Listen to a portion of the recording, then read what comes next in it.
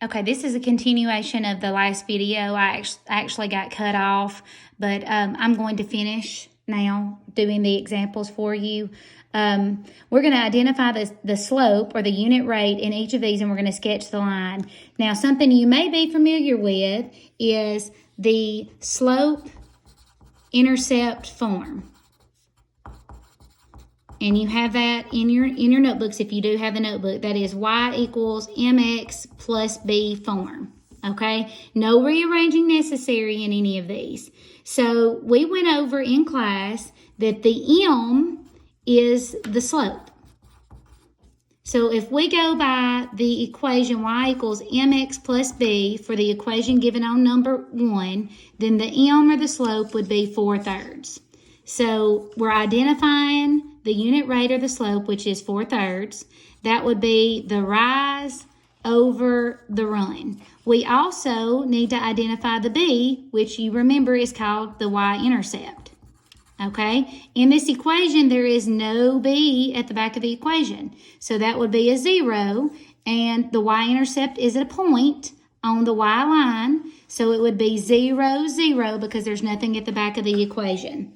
So now we want to sketch a graph of that. So we first plot our point, 0, 0, and then we use our rise over run. And remember what we did in class where we went up, down, left, and right, and we plotted it 2 different ways. So 4/3 was the slope, or you could have used -4 over -3.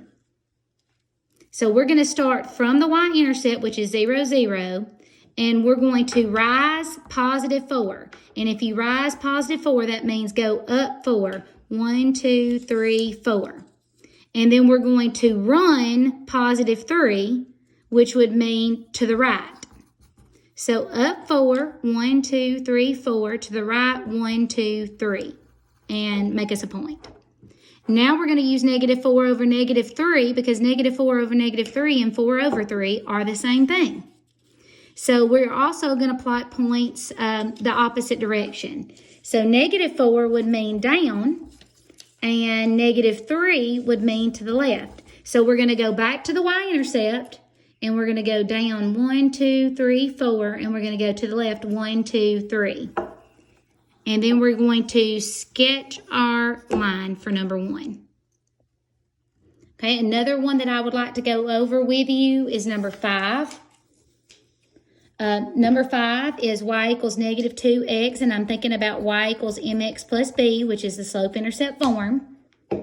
So the first thing I want to identify is the slope. The slope would be -2, but we write it as a fraction, so we put -2 over 1, or 2 over -1, because those mean the same. Remember, that is the rise over the run. And the b on this one would also be 0, 0, because there is no back to this equation. There is no y-intercept. So we're going to plot our point at 0, 0.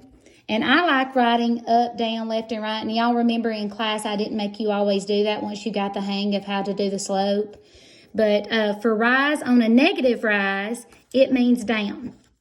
On a positive rise, it means up. On a run that's positive, it means go to the right. And on a negative run means left. You can only go up and down on rise. It's kind of like standing up out of a chair and sitting down in a chair. And then right or left, you can run right positive or left negative. So we plot 0, 0 to begin with. And then we start using the first slope, -2 over 1. So we go down 2 to the right 1. And we have room to do another one. Down 2 to the right 1. Down 2 to the right 1. You can do as many as will fit on the graph. So then we're going to use the other slope, and we're going to start at 0, 0, and we're going to go up 2 to the left 1. Up 2, left 1. Up 2, left 1. Up 2, left 1. And we're going to sketch that line.